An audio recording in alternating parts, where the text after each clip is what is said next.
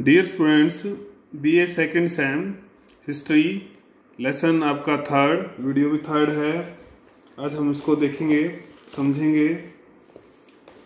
हम पढ़ रहे थे सामाजिक और सांस्कृतिक प्रवृत्तियां एक काल विशेष की। वो काल भी हमने आपको बताया था कि कौन सा काल था। 600 से 1206 ईस्वी तक का। तो जब हमने सामाजिक प्रवृत्तियों के बारे में पढ़ा, ब्राह्मण, आपका राजपूत, वैश्य, कायस्थ, अंतरजातीय विवाह, अस्पृश्यता, दास प्रथा, स्त्री स्थिति, पर्दा प्रथा, ये सब चीजें हम पढ़ के आए हैं। संस्कृति और साहित्य की जब बात आई थी तो उसमें इसने वैष्णव मत, धार्मिक आंदोलन पहले लिया, उसमें शैव मत, वीर शैव मत, शाक्त, तांत्रिक, बौद्ध, जैन, पारसी, इस्लाम, ये सब हमने पढ़ा। तो उसी का भाग है दूसरा कला। और कला में जो बिंदु है आपका पहला है वो है स्थापत्य। तो कला के अगर बारे में बात करें तो स्थापत्य और मूर्ति कला के बारे में हम पढ़ने वाले हैं। स्थापत्य पहला है और दूसरा है मूर्ति कला। मंदिरों और मूर्तियों के निर्माण में शासकों द्वारा जो नियम थे, जो विशेषता थी, वो क्या थी? एक रूपता काफी जगह दिखाई देती है। एक रूपता है। स्थानीय जो तत्व थे उनका भी प्रयोग हुआ है, प्रादेशिक तत्वों का भी प्रयोग हुआ है। कई कलाओं के बारे में हम पढ़ने वाले हैं। यहाँ पर सौंदर्य भावना के कारण कला कृतियों में विविधता का समावेश हुआ है। जब हम स्थापत्य में पढ़ेंगे तो मंदिरों का निर्माण मुख्य रूप से है, मंदिर ही इसमें मुख्य रूप से जो बना स्थापत्य में वो मंदिर है। नागर शैली, इसके बारे में हम पहले भी 2-3 बार बातचीत कर चुके हैं। Very important. ये शैली विशेष रूप से उत्तर भारत में जो मंदिर बने उनके लिए प्रयोग होती थी। 2 विशेषताएं थी। पहली विशेषता जो थी वो थी माप चित्र जो होता था वो कैसा होता था? आयताकार। कैसा होता था? आयताकार। कुछ मंदिरों के उदाहरण भी आपको इसमें दिए जाएंगे, उनको आप गूगल पे अगर देखेंगे तो उनके चित्र भी आपको मिल जाएंगे, बहुत अच्छे अच्छे चित्र। आयताकार माप चित्र के दोनों पार्श्वों में दायां बायां जो है में निकला हुआ भाग होता था। सेकंड जो विशेषता है वो क्या है आपकी? रेखा शिखर। रेखा शिखर होते थे इन मंदिरों में, वो दूसरी विशेषता है।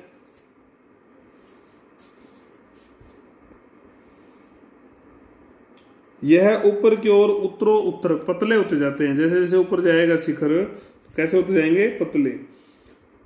तो ये विविध रूप जो है मिलेंगे इसके। हम कुछ राज्यों के, कुछ क्षेत्रों के बारे में पढ़ेंगे, उनमें कैसे कैसे रूप वहां पर थे। तो पहला जो क्षेत्र है वो है उड़ीसा।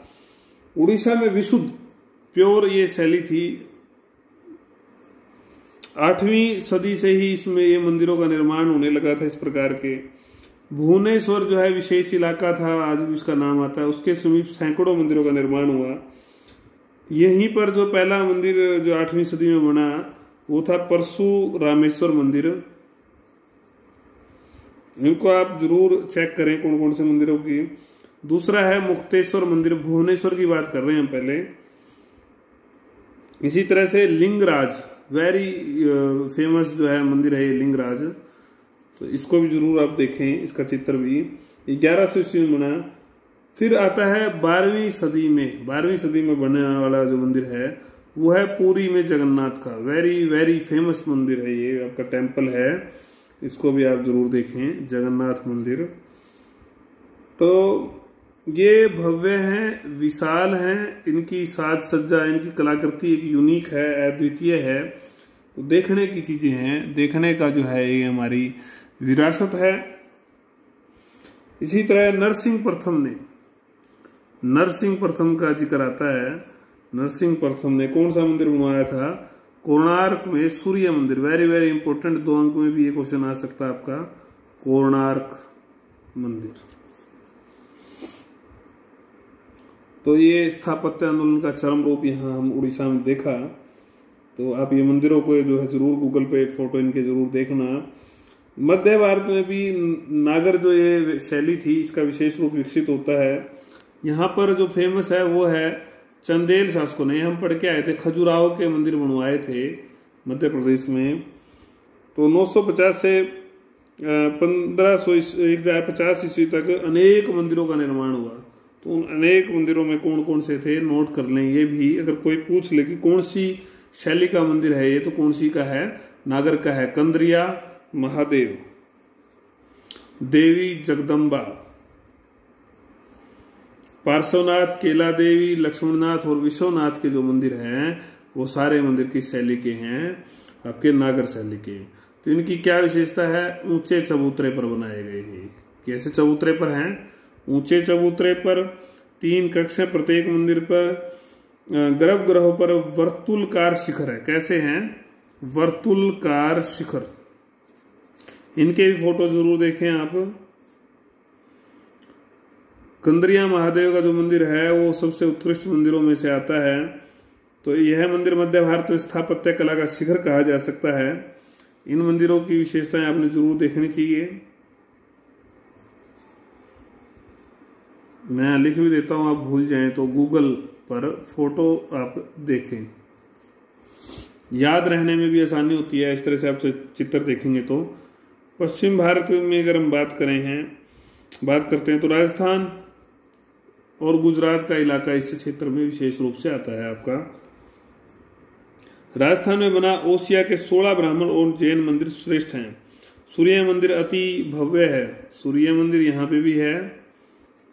और नागभट्ट जो द्वितीय प्रतिहार शासक थे, मंडोर या जोधपुर जो कहते हैं, तो वहां पर शिव व विष्णु के मंदिर बनवाए उन्होंने, ऊंच कोटि के मंदिर हैं। और दिलवाड़ा का जैन मंदिर वेरी वेरी इंपॉर्टेंट राजस्थान में है। दिलवाड़ा का जैन मंदिर काफी क्वेश्चन आता है इसका, किस धर्म से, ये पूछ लेता है। आबू पर्वत के समीप है ये। तो इसका निर्माण जो है गुजरात के सोलंकी, किसने करवाया, सोलंकी शासक थे भीमदेव के मंत्री विमल साहा, 1031 में करवाया। सफेद संगमरमर का भी जो है यहाँ पर एक मंदिर मिलता है ऋषभ देव का। 1203 में दिलवाड़ा में ही तेजपाल द्वारा नेमीनाथ के 2 मंदिर बनाए गए। इन मंदिरों में संगमरमर की जो है बारीक, संगमरमर पर बारीक नक्काशी का काम हुआ हुआ, ये इनकी विशेषता है। इसको भी आप नोट कर लें। पर्सी ब्राउन के अनुसार वास्तुकला की दृष्टि से ये उन्नति क्या थी, उन्नति की, उन्नता की या कला की जो है पराकाष्ठा है। महत्वपूर्ण योगदान दिया सोलंकी शासकों ने। गुजरात का सोमनाथ मंदिर भी इसी शैली का बना हुआ है, वेरी इंपॉर्टेंट। दूसरी जो शैली आती है, हमने एक शैली पढ़ी है नागर, जो है विशेष रूप से उत्तर भारत में विकसित हुई, या दूसरी इलाकों में भी कुछ इनके जो मंदिर मिले हैं उनके बारे में भी हमने पढ़ा। तो द्रविड़ शैली की अगर हम बात करते हैं तो विशेष रूप से दक्षिण भाग में विकसित हुई। आपके जो राष्ट्रकूट हमने पढ़े हैं उनके भी शासकों के नाम भी पढ़े थे, उनके कुछ मंदिर भी हमने पढ़े थे। पल्लवों में भी ऐसा ही आया था और चोलों में भी इन्होंने भी काफी मंदिर बनाए। और इनका जो क्षेत्र है इन सब में द्रविड़ शैली का विकास होता है। इसमें क्या विशेषता है, वर्गाकार गर्भगृह। कैसा है गर्भगृह, वर्गाकार गर्भगृह है।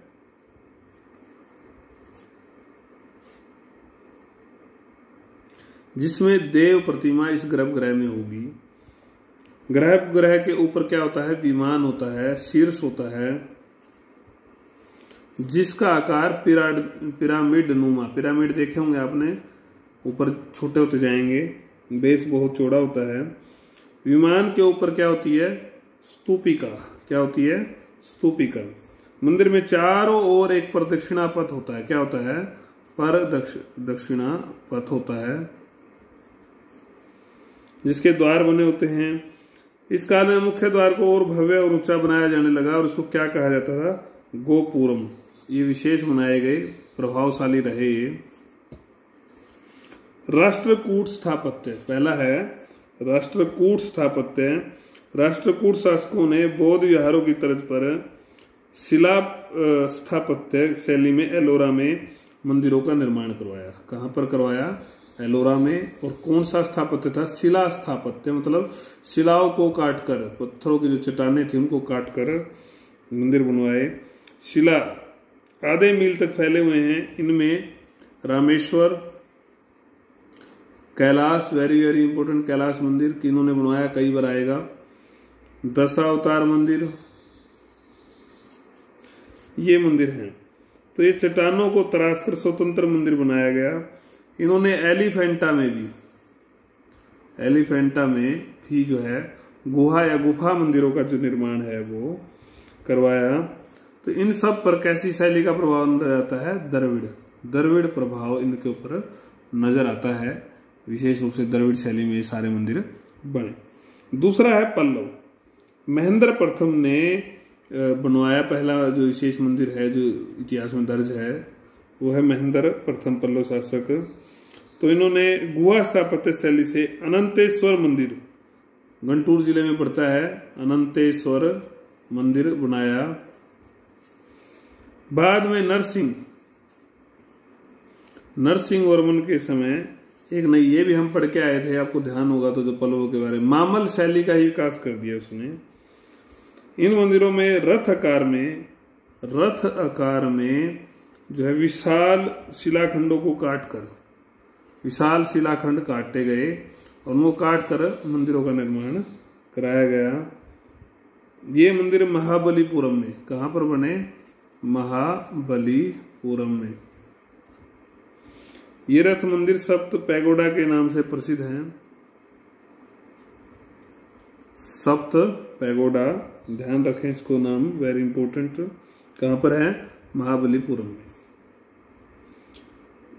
ये मुख्यतः 5 पांडव और द्रौपदी के नाम पर बनाए गए पल्लव मंदिरों की एक शैली जो नए और शासक है उन्होंने कौन सी शैली बनाई?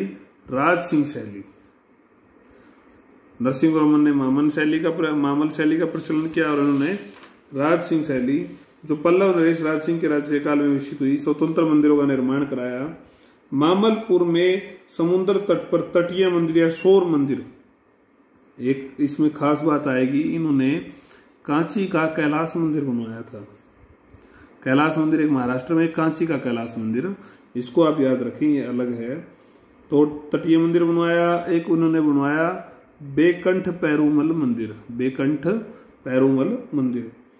तो इसमें कैलाशनाथ मंदिर विकसित उदाहरण था। सर्वाधिक आकर्षण अंग क्या है उसका? शिखर। क्या है? शिखर। पल्लव शासक नंदीवर्मन तथा उसके उत्तराधिकारियों ने पाषाण खंड से बने स्वतंत्र मंदिर बनाए। ये मंदिर अपेक्षाकृत छोटे हैं तथा पहले की मंदिरों की प्रतिकृति मात्र है। मतलब कला का जो है ह्रास थोड़ा थोड़ा होने लगा, लेकिन फिर भी चला रही थी। तो कौन से मंदिर बने? मुक्तेश्वर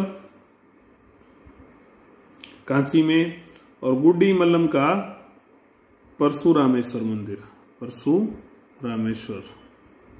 तो ये मंदिर इस काल में ये लोग बनवाते हैं। अब हम बात करेंगे चोल मंदिरों की। चोल शासकों ने भी काफी मंदिर बनवाए, ऊंचता के शिखर पर पहुंची। इनकी विशेष जो थी वो थी विमान की विशेषता। विमान जो मंदिर के ऊपर बनाते थे वो विशेष था इनका। फोटो जरूर देखें मंदिरों के, आप याद रहेंगे। चोल मंदिर जनजीवन का केंद्र होते थे। सबसे बड़ी एक ये भी विशेषता थी, जनजीवन का केंद्र होते थे। मंदिर बैंक का काम, शिक्षा का काम, काफी काम करते थे। मंदिरों के मंडप में सभाओं का आयोजन होता था।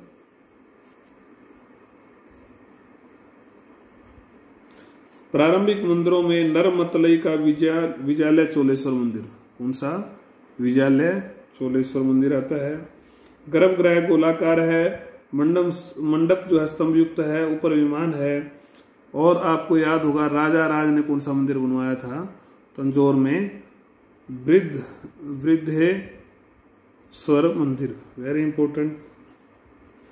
इसका जो विमान है वो पिरामिड नुमा है, में 13 खंड है। कैसे हैं? 13 खंड है। इसके बाद द्रविड़ शैली का अद्भुत नमूना है। सभी मंदिरों में इसकी ऊंचाई अधिक है। 11वीं शताब्दी के पूर्वार्ध में चोल नरेश राजेंद्र चोल ने गंगई कोड चोलपुरम में भी एक विशाल मंदिर का निर्माण करवाया। फिर आती है आपकी वेशर शैली। 2 शैली हम पढ़े, अब तीसरी शैली आ गई है आपकी। ये है वेशर शैली। विंध्य जो पर्वतमाला है, जो बीच का इलाका बच गया आपका, विंध्य पर्वतमाला का उत्तर और दक्षिण के बीच में, उस क्षेत्र में कृष्णा नदी तक कृष्णा नदी तक जो है विंध्य पर्वतमाला से लेकर, तो ये वो जो क्षेत्र है यहाँ पर वेशर शैली थी। ये दोनों शैलियों का क्या थी, मिश्रण थी। इस बात को ध्यान रखें, यहाँ पर क्या थी, ये मिश्रण थी।